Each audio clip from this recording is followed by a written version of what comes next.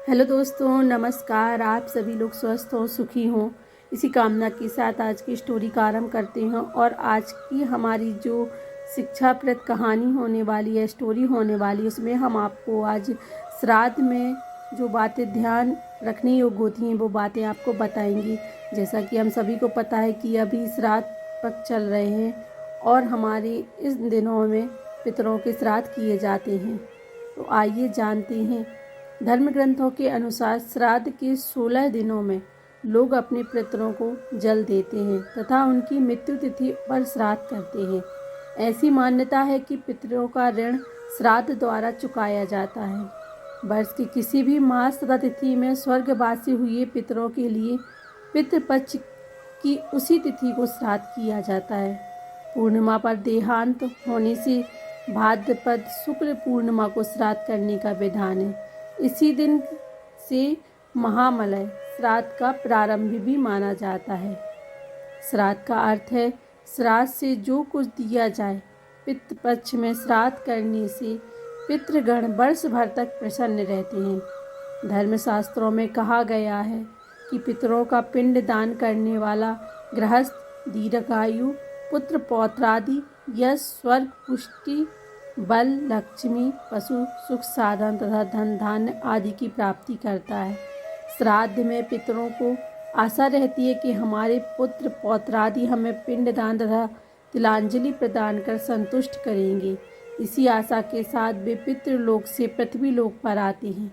यही कारण है कि हिंदू धर्मशास्त्रों में प्रत्येक हिंदू गृहस्थ को पितृपक्ष में श्राद्ध अवश्य रूप से करने के लिए कहा गया है। श्राद्ध से जुड़ी कई ऐसी बातें हैं जो बहुत कम लोग जानते हैं, मगर ये बातें श्राद्ध करने से पूर्व जान लेना बहुत ज़रूरी है, क्योंकि कई बार विधि पूर्वक श्राद्ध न करने से पितृ श्राप भी देते हैं। आज हम आपको श्राद्ध से जुड़ी कुछ विशेष बातें बता रहे हैं जो इस प्रकार हैं। जो इसमें पहला है, श्राद्ध कर्म में गाय का घी, दूध या दही काम में लेना चाहिए।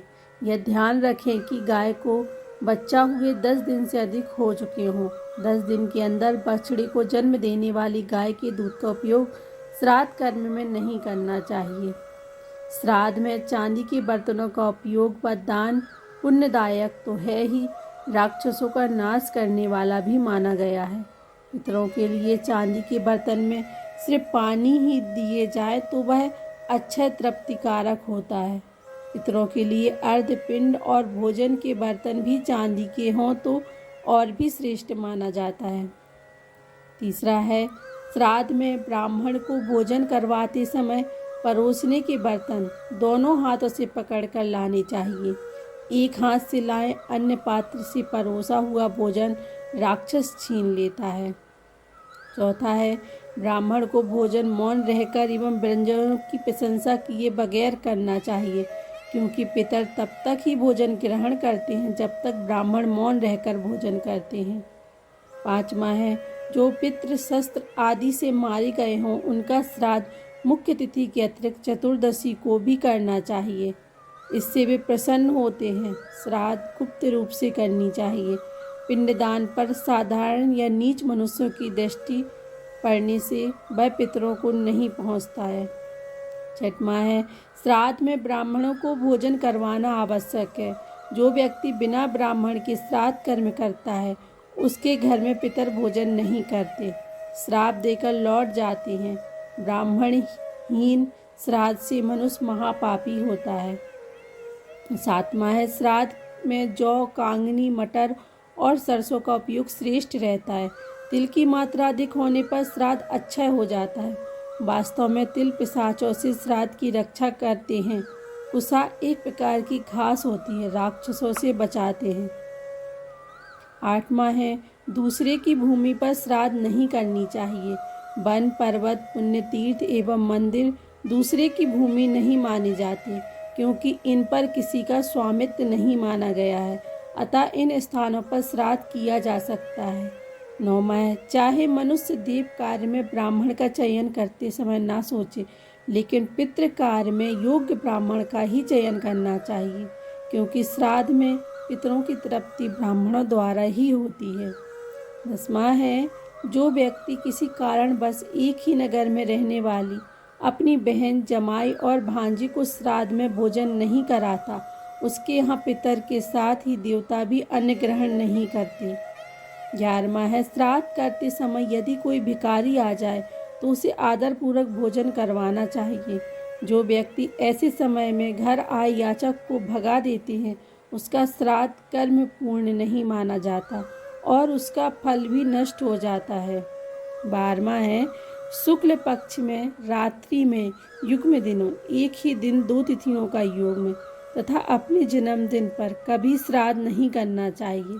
धर्म ग्रंथों के अनुसार सायंकाल का समय राक्षसों के लिए होता है। यह समय सभी कार्यों के लिए निंदित है, अतः शाम के समय भी श्राद्ध कर्म नहीं करना चाहिए। 13वां है, श्राद्ध में प्रसन्न पितृगण मनुष्यों को पुत्र, धन, विद्या, आयु, आरोग्य, लौकिक सुख, मोक्ष और स्वर्ग प्रदान करते हैं। श्राद्ध के लिए शुक्ल पक्ष की अपेक्षा कृष्ण पक्ष श्रेष्ठ माना गया है। इसी में 14वां है, रात्रि को राक्षसी समय माना गया है, अतः रात में श्राद्ध कर्म नहीं करना चाहिए। दोनों संध्याओं के समय भी श्राद्ध कर्म नहीं करना चाहिए। दिन के 8वें मुहूर्त में पितरों के लिए दिया गया दान अक्षय होता है। 15वां है, इसी में श्राद्ध में ये चीज़ें होना महत्वपूर्ण है: गंगा जल, दूध, शहद, दैहित्र, कुश और तिल। केले के पत्ते पर श्राद्ध भोजन निषेध है। सोने, चांदी, कांसे, तांबे के पात्र उत्तम हैं। इनके अभाव में पत्तल उपयोग की जा सकती है। 16वां है, तुलसी से पितृगण प्रसन्न होते हैं। ऐसी धार्मिक मान्यता है कि पितृगण गरुड़ पर सवार होकर विष्णु लोक से चले जाते हैं। तुलसी से पिंड की पूजा करने से पितर लोग प्रलय काल तक संतुष्ट रहते हैं। 17वां है, रेशमी कंबल, ऊन, लकड़ी, तृण, पर्ण, कुश आदि के आसन श्रेष्ठ हैं। आसन में लोहा किसी भी रूप में प्रयुक्त नहीं होना चाहिए। 18वां है, चना, मसूर, उड़द, कुल्थी, सत्तू, मूली, काला जीरा, कचनार, खीरा, काला उड़द, काला नमक, लौकी, बड़ी सरसों, काले सरसों की पत्ती और बासी अपवित्र फल या अन्य श्राद्ध में निषेध हैं। भविष्य पुराण के अनुसार श्राद्ध 12 प्रकार के होते हैं, जो इस प्रकार है: नित्य, नैमित्तिक, काम्य, वृद्धि, सपिंडन, पावर्ण, गोष्ठी, शुद्धार्थ, कमर्ग, दैविक, यथार्थ, पुष्टार्थ। श्राद्ध के प्रमुख अंग इस प्रकार हैं: तर्पण, इसमें दूध, तिल, कुसा, पुष्प, गंध मिश्रित जल पितरों को तृप्त करने हेतु दिया जाता है। श्राद्ध पक्ष में इसे नित्य करने का विधान है। भोजन व पिंडदान पितरों के निमित्त ब्राह्मणों को भोजन दिया जाता है। श्राद्ध करते समय चावल या जौ के पिंडदान भी किए जाते हैं। वस्त्रदान, वस्त्रदान देना श्राद्ध का मुख्य लक्ष्य भी है। दक्षिणा दान यज्ञ की पत्नी दक्षिणा है। जब तक भोजन कराकर वस्त्र या दक्षिणा नहीं दी जाती, उसका फल नहीं मिलता है। आइए और जानते हैं, श्राद्ध तिथि के पूर्व भी यथाशक्ति विद्वान ब्राह्मणों को भोजन के लिए बुलावा दे। श्राद्ध के दिन भोजन के लिए आए ब्राह्मणों को दक्षिण दिशा में बैठाएं। पितरों की पसंद का भोजन दूध, दही, घी और शहद के साथ अन्न से बनाए गए पकवान जैसे खीर आदि है, इसलिए ब्राह्मणों को ऐसे भोजन कराने का विशेष ध्यान रखें। तैयार भोजन में से गाय, कुत्ते, कौवे, देवता और चींटी के लिए थोड़ा सा भाग निकालें। इसके बाद हाथ जल, अक्षत यानी चावल, चंदन, फूल और तिल लेकर ब्राह्मणों से संकल्प लें। कुत्ते और कौवे के निमित्त निकाला भोजन कुत्ते और कौवे को ही कराएं, किंतु देवता और चींटी का भोजन गाय को खिला सकते हैं। इसके बाद ही ब्राह्मणों को भोजन कराएं। पूरी तृप्ति से भोजन कराने के बाद ब्राह्मणों के मस्तक पर तिलक लगाकर यथाशक्ति कपड़े, अन्न व दक्षिणा दान कर आशीर्वाद पाएं। ब्राह्मणों को भोजन कराने के बाद घर के द्वार तक पूरे सम्मान के साथ विदा करके आएं, क्योंकि ऐसा माना जाता है कि ब्राह्मणों के साथ साथ पितर लोग भी चलते हैं। ब्राह्मणों के भोजन के बाद ही अपने परिजन, दोस्तों और रिश्तेदारों को भोजन कराएं। पिता का श्राद्ध पुत्र को ही करना चाहिए।